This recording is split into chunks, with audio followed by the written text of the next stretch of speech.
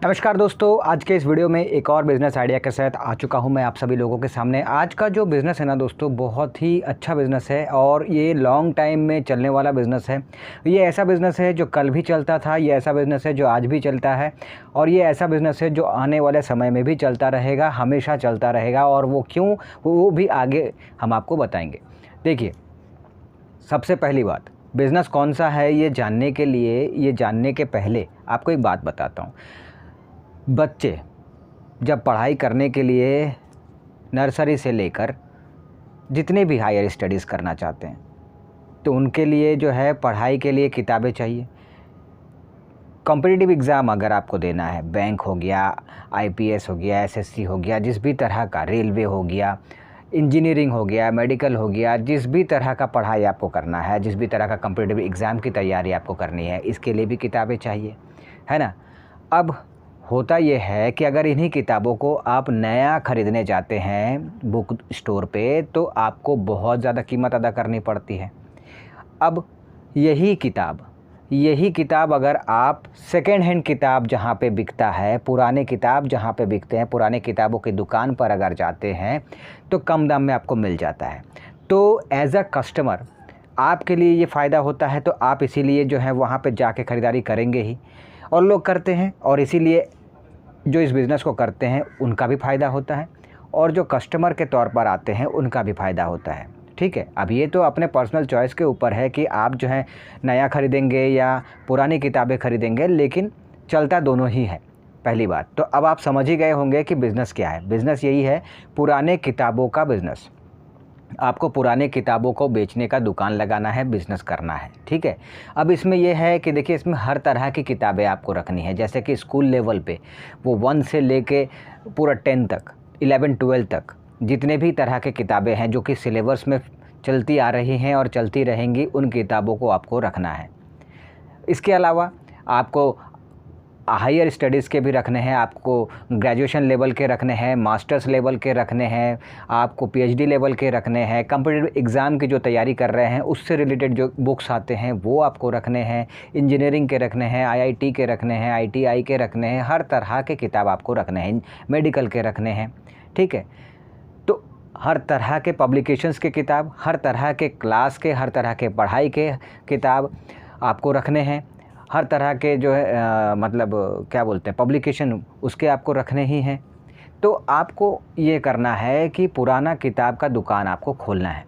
अब ये हर जगह आपको देखने को मिलेगा। ऐसा नहीं है कि मैं जहाँ रहता हूँ सिर्फ वहीं पर है, ये हर जगह आपको देखने को मिलेगा। इंडिया के हर शहर में, हर एरिया में आपको जो है सेकेंड हैंड पुराना जो किताब की दुकान होती है ना, वो आपको देखने को मिलती है।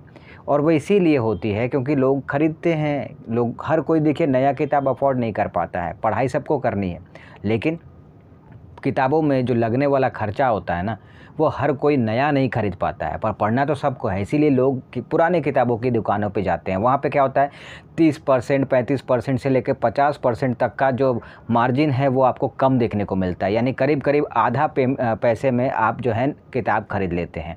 अब पुराना है इसीलिए उसका दाम जो है वो कम होता है, लेकिन आपका पढ़ाई तो हो ही जाता है ना, और आपको मकसद पढ़ाई करने से है। किताब नया हो या पुराना, इससे क्या फ़र्क पड़ता है। और हर कोई जो है नया किताब अफोर्ड नहीं कर पाता है, तो इसीलिए जो है इस तरह की दुकानें खोली जाती हैं और इस तरह की दुकानों में लोग जाकर अपनी ख़रीदारी करते हैं और दुकान का भी, जो दुकानदार है उसका भी प्रॉफिट होता है और एज ए कस्टमर आपका भी प्रॉफिट होता है।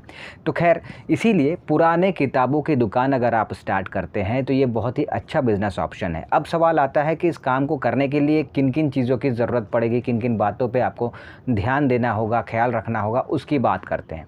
तो देखिए, सबसे पहला चीज़, अगर आपको इस बिज़नेस को करना है तो आपको सबसे पहले ये समझना होगा कि ये जो किताबें हैं, चाहे वो 1 से लेके 11-12 तक का हो, चाहे वो हायर ग्रेजुएशन लेवल के कॉमर्स, आर्ट्स, साइंस इसके किताब हो, चाहे वो कॉम्पिटिटिव एग्ज़ाम्स की तैयारी करने के लिए जो किताबें लगती हैं वो हो, ये सब आपको कैसे मिलेंगी। तो देखिए, 2 तरीके से होता है। एक तो ये होता है कि इसके भी होलसेलर्स होते हैं। ठीक है, इंडिया के कई जगहों में इसके होलसेलर्स हैं, तो आप वहाँ से कांटेक्ट करके ख़रीदारी कर सकते हैं। इसके अलावा ऐसा होता है कि पर्सनली लोग जो है आपके पास आएंगे। पुरानी दुकानों में क्या होता है ना, पुरानी किताबों के दुकानों में वहाँ पे सेल एंड परचेस दोनों किया जाता है। जैसे कि गाड़ियों के मामले में होता है, आप पुरानी गाड़ी को बेच सकते हैं। तो जो लोग सेकेंड हैंड गाड़ी का काम करते हैं वो आपसे second hand bike, second hand car खरीद लेते हैं और फिर आगे उसे बेचते हैं। इसी तरह से किताब के मामले में भी होता है। आपको सेल एंड परचेज़ के ऐसे कई सेकेंड हैंड पुरानी किताबों की दुकानें मिलेंगी, जहाँ पर जो है आप देखेंगे कि लोग जो हैं जिनकी पढ़ाई पूरी हो चुकी है, अब उनके लिए वो किताब तो एक रद्दी बनकर रह गई है, तो वो क्या करते हैं कि भाई उन किताबों को जाके ऐसे दुकानों में बेच देते हैं और बदले में उनको पैसे मिल जाते हैं। और दुकानदार का काम ये होता है कि भाई वो उससे ख़रीद लिया, अब आगे उसको वो बेचना है, तो उसका भी काम हो जाता है, उसका भी इनकम हो जाता है। इससे दोनों का ही फ़ायदा हो जाता है।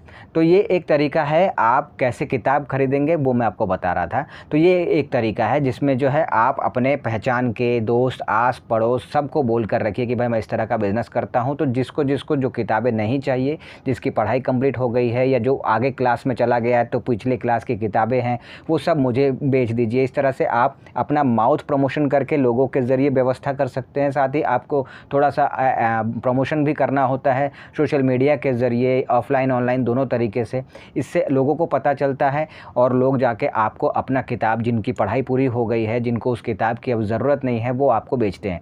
तो कहने का मतलब है अगर आप दुकान कहीं खोलेंगे भी ना तो भी लोग आपके पास आ ही जाएंगे। जब देखेंगे पुरानी किताब की दुकानें हैं तो वो जाएंगे, अपना किताब जिनको ज़रूरत नहीं है वो आपको बेचेंगे। तो ये तरीका है। दूसरा, होलसेलर से आप जो है मंगवा ही सकते हैं। सेकेंड हैंड होलसेलर्स भी होते हैं सेकेंड हैंड किताब के, आप उनसे भी होलसेल में ख़रीद सकते हैं। हर तरह के सिलेबस के, हर तरह के बोर्ड के आप जो है किताबें खरीद सकते हैं। तो इस तरह से आपके पास किताबें आ गई। अब ये दुकान जो है ये एक अच्छे से लोकेशन पे होना बहुत ज़रूरी है, तभी जाके आपका बिज़नेस जो है वो अच्छे से चलेगा। अब ये मेन मार्केट में होना चाहिए, मेन एरिया पे होना चाहिए, भीड़ भाड़ वाले एरिया में होना चाहिए। इसका फ़ायदा ये होता है कि जो लोग हैं वो ज़्यादा से ज़्यादा आप तक पहुंचते हैं, आपको कस्टमर ज़्यादा मिलता है। ठीक है। अब ये ऐसी दुकानें आप स्कूल के पास, कॉलेज के पास भी खोल सकते हैं। आप अगर चाहें तो किसी अच्छे से लोकेशन पे भी खोल सकते हैं जहाँ पे भीड़ भाड़ वाला एरिया है, लेकिन स्कूल कॉलेज नहीं है, लेकिन लोकेशन अच्छा है जहाँ पर आपको लगता है कि यहाँ खोलने से चलेगा। तो ऐसे कई लोकेशंस हैं, आप स्टार्ट कर सकते हैं। वहाँ पे एक छोटा सा शॉप ले लीजिए। अगर रेंट पे आप लेना चाहते हैं, अगर खुद का आपका कहीं पे अगर ऐसे लोकेशन पे अगर जगह है तो वहाँ पे आप खुद ही उसे दुकान बना के स्टार्ट कर सकते हैं, या फिर आप रेंट पे ही ले लीजिए। या फिर बहुत सारे लोग तो ऐसे करते हैं कि उन्होंने जो है पर्टिकुलरली खुद से ही घेर लिया होता है उस जगह को, और खाली जगह है वहाँ पे उन्होंने घेर लिया, सिंपल बांस वगैरह से एक टेंट वेंट टाइप का बना के वहाँ पे किताब की दुकानें उन्होंने खोल दी। आप खैर जैसा भी आप चाहें वैसे आप वहाँ पे एक जो है शॉप वगैरह की शुरुआत कर सकते हैं ऐसे अच्छे से लोकेशन पे। और माल कहाँ से मिलेगा, दो तरीके से मैंने आपको बता ही दिया। अब इसमें यह है कि आपकी प्रॉफिट कैसे होगी, किस चीज़ का कितना दाम होगा। तो मैंने शुरू में ही बताया था 35% से 50% तक का जो इसमें प्रॉफिट है इसमें आपको देखने को मिलता है। फॉर एग्ज़ाम्पल अगर आप नया कोई किताब कस्टमर के तौर पर देखें तो कस्टमर अगर नई किताब खरीदने जाता है 300 रुपये पड़ता है, वही किताब वो अगर आपके पास से लेकर जाता है तो 150 में पड़ता है। तो कस्टमर के लिए तो फ़ायदा है और आपका भी कमाई है। ठीक है। अब वही किताब जब आपने किसी से ख़रीदा है तो आपने उसे आधे दाम में ख़रीदा है, 150 से भी आधे दाम में, तो आपको भी वहाँ पे प्रॉफिट दिख गया। इस तरह से इसमें प्रॉफिट आपको देखने को मिलता है। ठीक है।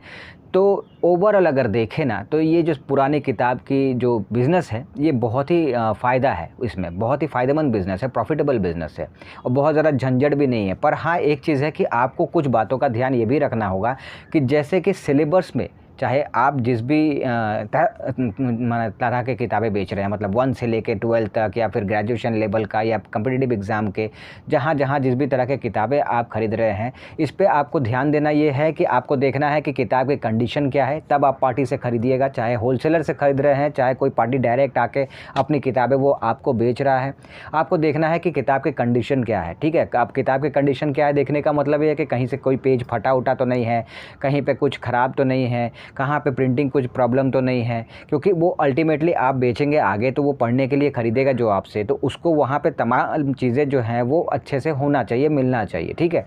तो कई बार ऐसा होता है कि किसी किताब में जो है कुछ पन्ने ही नहीं हैं, तो ये सब आपको देखना है। अब अगर आप देख रहे हैं और कुछ पन्ने मिसिंग हैं तो आप ओरिजिनल वाले से जो है, आपको पता ही होता है, आप लोग को थोड़ा सा ज्ञान भी हासिल करना पड़ेगा, रखना पड़ेगा नॉलेज, तो आप उस चीज़ को अलग से प्रिंट करा के उसमें अटैच करके उस पर्टिकुलर पेज पे उसे आप लगा भी सकते हैं अगर कहीं फटा फूटा है तो।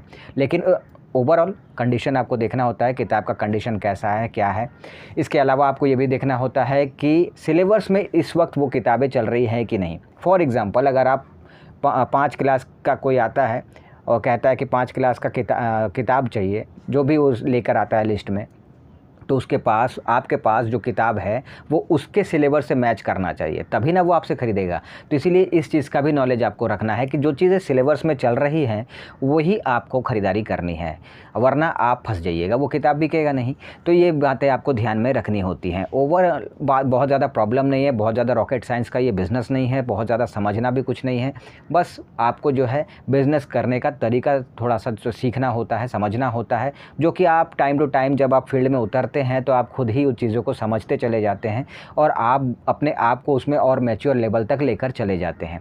ओवरऑल अगर इन्वेस्टमेंट की बात करें कि आप स्टार्ट करना चाहते हैं तो कितना इन्वेस्टमेंट आपको लगेगा, तो देखिए मैं अगर बोलूँ कम से कम में, तो आप 60-70 हज़ार, 80 हज़ार, 1 लाख इतना तक के अंदर आप कम से कम बजट में भी आप स्टार्ट वैसे कर सकते हैं। लेकिन मैं आपको एक अच्छा सा मार्जिन बता रहा हूँ इसीलिए क्योंकि इसमें आप ढेर सारी किताबें जो हैं एक ही बार में ख़रीद के आप स्टार्ट कर पाएंगे। तो इतना 50 हज़ार से 1 लाख के अंदर इजीली आप स्टार्ट कर सकते हैं, ठीक है। प्रॉफिट मार्जिन की अगर बात करें तो महीने का एक अच्छा सा मोटा सा इनकम आप कर सकते हैं। ऐसा नहीं है कि सेकेंड हैंड किताब आप बेच रहे हैं तो आपको प्रॉफिट नहीं देखने को मिलेगा, नहीं, आपको अच्छा खासा प्रॉफिट देखने को मिलेगा। अच्छी कमाई आप महीने के आखिर तक में कर लेंगे, पर डे अच्छी कमाई आपकी होगी। तो इसीलिए इसमें प्रॉफिट जो है बहुत ही अच्छा है।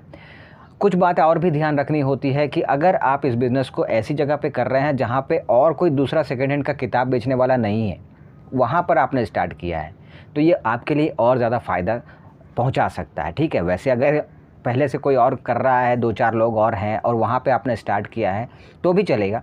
लेकिन अगर वहाँ पे पहले से कोई और है ही नहीं और आपने स्टार्ट किया है तो आपके लिए ज़्यादा प्रॉफिटेबल ये साबित हो जाता है। ओवरऑल अगर देखें तो पुरानी किताबों की जो बिज़नेस है, अगर आप स्टार्ट करते हैं, पुरानी किताबों की दुकान आप खोलते हैं ना, तो आपको बहुत अच्छा फ़ायदा देखने को मिलता है।